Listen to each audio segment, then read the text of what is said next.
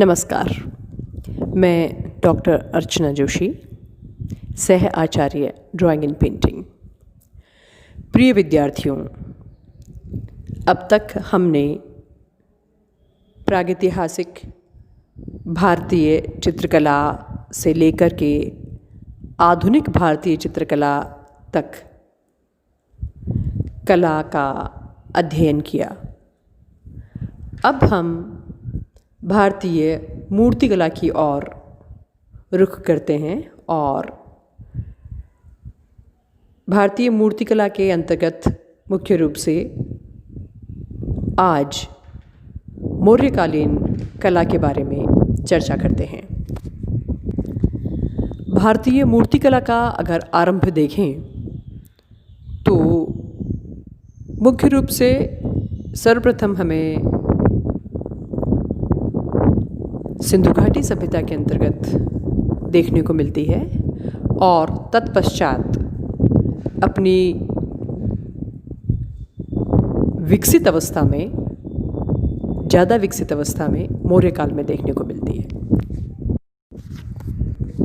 और अब थोड़ी सी बात मूर्ति के बारे में करते हैं। भारत में जहाँ के अधिकांश निवासी मूर्ति पूजक है, यह बताने की विशेष आवश्यकता तो नहीं है कि मूर्ति क्या है।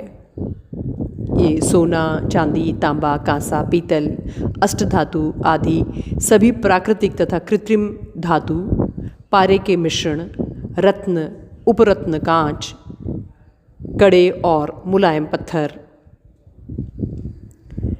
कच्ची व पकाई गई मिट्टी, मोम, लाख, गंधक, हाथी दांत, शंख, सीप, अस्थि, सींग, लकड़ी एवं कागज के कूट आदि उपादानों को उनके स्वभाव के अनुसार गढ़कर, खोदकर, उभारकर या उकेरकर, पीटकर, हाथ से या औजारों से ढालकर, ठप्पा करके या सांचा करके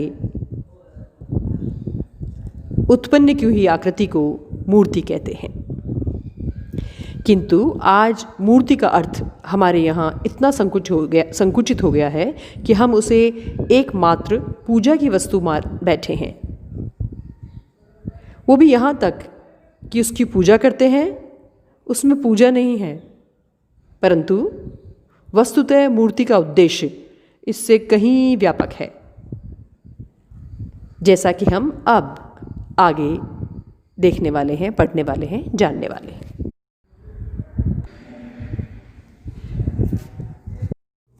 मौर्यकालीन मूर्तिकला को जानने के साथ ही मौर्यकाल का समय क्या रहा और उस समय का परिवेश के बारे में थोड़ी सी चर्चा करते हैं। मौर्यकाल का समय 325 से 188 ईस्वी पूर्व माना जाता है। ईसा और ईस्वी पूर्व की गणना किस तरह की जाती है, ये हम आपको पहले पढ़े अध्यायों में बता चुके हैं और मुझे विश्वास है कि आपको अब इन कालों की गणना करना आ गया होगा। तो शेषुनाग वंश के बाद मगध में नंद वंश का साम्राज्य स्थापित हुआ, जिसका कि समय 366 से 326 ईसा पूर्व था। चाणक्य के पथ प्रदर्शन में चंद्रगुप्त मौर्य ने इस अत्याचार से राष्ट्र का उद्धार किया और मौर्य राजवंश की स्थापना की। चंद्रगुप्त मौर्य का समय 325 से 302 ईसा पूर्व माना गया है। चाणक्य के अनुपम ग्रंथ अर्थशास्त्र से पता लगता है कि उस समय शिल्पियों की श्रेणियां अर्थात पंचायतें हुआ करती थी। वे लोग कंपनियों की भांति साझे में काम करते थे। बौद्ध धर्म में इन श्रेणियों की संख्या 18 दी गई है, जिनमें बढ़ई, कर्मकार, चित्रकार, चर्मकार आदि शामिल थे। इन श्रेणियों के प्रायः अलग अलग गांव होते थे और बड़े नगरों में अक्सर एक एक श्रेणी का एक एक मोहल्ला हुआ करता था। ये अच्छा प्रभाव रखती थी और राज्य की ओर से इनकी रक्षा का विशेष प्रबंध किया जाता था। मौर्य राज्य के पहले अपराध करने पर शिल्पियों के हाथ काट दिए जाते थे। चंद्रगुप्त के समय से यह दंड उठा दिया गया था। दशकुमार चरित्र से पता चलता है कि उसके समय तक मौर्यों का यह वर कायम था, अर्थात 7वीं-8वीं शताब्दी तक। गुप्तकाल के समय के बारे में दूसरी जानकारी चंद्रगुप्त के दरबार में ग्रीक राजदूत मेगास्थनीज के विवरण से मिलती है। चंद्रगुप्त के दरबार में ग्रीक राजदूत मेगास्थनीज रहता था। उसने अपने प्रवास का वर्णन लिखा था, जिसमें अब छिन्न भिन्न अवशेष ही प्राप्त हैं, पर उससे पता चलता है कि चंद्रगुप्त का विशाल प्रासाद एशिया के सूसा आदि के प्रसिद्धतम प्रासादों को भी मात करता था। इस प्रासाद के भग्नावशेष समुचित खुदाई के अभाव में अभी तक नहीं मिले हैं।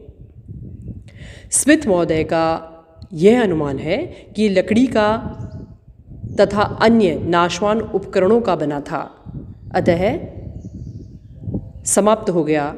ये कथन शंकनीय है, क्योंकि यदि ऐसा होता तो जिस प्रकार मेगास्थनीज ने पाटलिपुत्र के परकोटे के विषय में लिखा है वह लकड़ी का था, उसी प्रकार उसके विषय में भी लिखा होता। यहाँ हम इस राजप्रासाद की चर्चा इसलिए कर रहे हैं कि अपने यहाँ मूर्तिकला का वास्तु से विशेष संबंध रहा है, क्योंकि सभी अच्छे भवनों या मूर्तियाँ और नक्काशी अवश्य रहती थी। दूसरी ओर मूर्तियों की स्थापना के लिए बड़े बड़े और उच्च कोटि के भवनों का निर्माण किया जाता था। अतएव मूर्ति और वास्तु अन्योन्याश्रयी कलाएं हैं, अर्थात एक दूसरे पर आश्रित कलाएं हैं। चंद्रगुप्त का पौत्र अशोक, जिसका के समय 277 से 236 ईसा पूर्व माना गया है, एक बहुत बड़ा सम्राट ही नहीं, संसार के महापुरुषों में से भी एक था। और जब हम मौर्य वंश की मूर्तिकला की बात करते हैं, स्थापत्य की बात करते हैं, तो मौर्य वंश के इस शासक को सम्मिलित किए बगैर हम कुछ भी किसी भी तरह आगे नहीं बढ़ सकते। राज्यारोहण के बाद करीब 1.5 लाख कलिंग वाले कैद किए गए। कलिंग का युद्ध आप सब लोगों को ज्ञात होगा। अशोक ने कलिंग का युद्ध जीता था और राज्यारोहण के बाद जब असंख्य कलिंग के लोग कैद किए गए, उनमें भी 1 लाख से के आसपास मृत्यु को प्राप्त हुए और उससे भी अधिक मर गए। किंतु इस परिणाम का उसके अशोक के मन पर भारी प्रभाव पड़ा। उसने अनुभव किया कि जहाँ लोगों का इस प्रकार वध, मरण और देश निकाला हो, वहाँ जीतना न के बराबर है। उसके जीवन में इससे बड़ा परिवर्तन हुआ और वह भगवान बुद्ध के दिखाए हुए मार्ग का पथिक हो गया, अर्थात उसने बौद्ध धर्म ग्रहण कर लिया। हम यहाँ पर अशोक के बारे में इतना वृत्तांत इसलिए बता रहे हैं क्योंकि मौर्यकालीन मूर्तिकला का आरंभ या सही मायने में आरंभ इस घटना के पश्चात ही होता है। कलिंग युद्ध के पश्चात और अशोक द्वारा बौद्ध धर्म को ग्रहण करने के पश्चात उसने पर्वतों, शिलाफलकों और बड़े बड़े लाटों पर अपनी इस परिवर्तित मनोवृत्ति के प्रज्ञापन खुदवाए, जिन्हें वह धर्मलिपि कहता है। इन धर्मलिपियों के प्रत्येक शब्द से उसकी महत्ता टपकती है। उसने यही निश्चय किया कि वह अब रक्तपात वाले नए विजय नहीं करेगा, बल्कि अपने पुत्र पौत्रों के लिए भी वह शिक्षा दर्ज की कि वे ऐसे नए विजय न करें और धर्म के द्वारा जो विजय हो उसी को वास्तविक विजय माने। अशोक अब सब जीवों की अक्षति तथा समचर्या और प्रसन्नता चाहने लगा। लोकहित को उसने अपने जीवन का ध्येय बना लिया।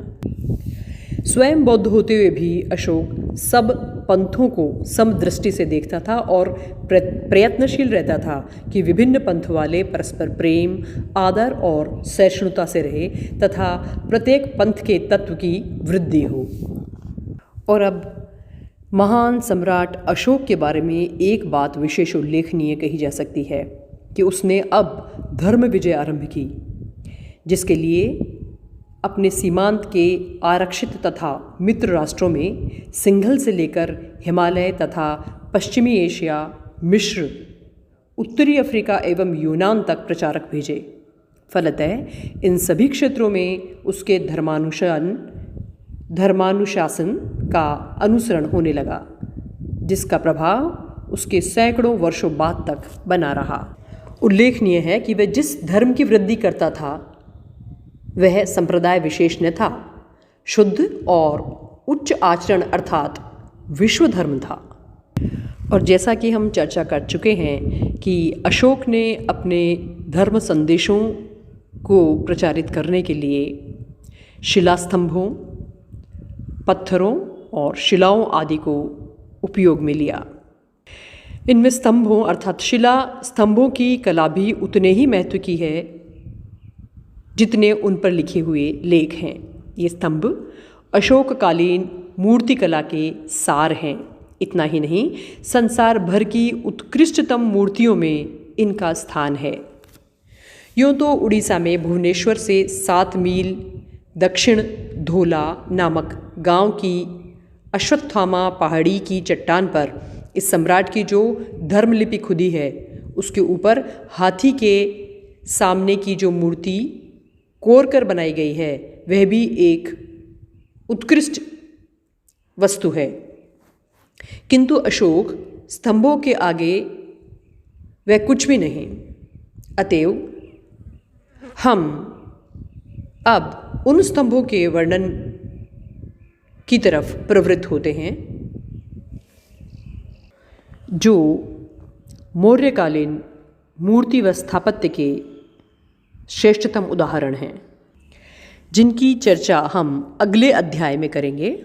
तो आज हमने जाना कि भारत में सिंधु घाटी सभ्यता के पश्चात मूर्तिकला और स्थापत्य के श्रेष्ठतम उदाहरण मौर्यकाल में प्राप्त हुए और मौर्यकाल का समय क्या था और उस समय का परिवेश और किन किन सूत्रों से हमें मौर्यकाल के बारे में जानकारी मिलती है। अशोक ने किस प्रकार बौद्ध धर्म को ग्रहण किया और किस प्रकार उसे विश्व में प्रचारित करने के लिए वह आगे बढ़ा और उसके प्रचार में मूर्तिकला और स्थापत्य किस प्रकार उसके सहयोगी बने। इस अध्याय में इतना ही और अगले अध्याय में हम अशोक के स्तंभों के बारे में, जो कि गिनती में 13 हैं, चर्चा करेंगे। तब तक आप अध्ययन करते रहें, पढ़ते रहें और जानते रहें भारतीय चित्रकला के बारे में। धन्यवाद।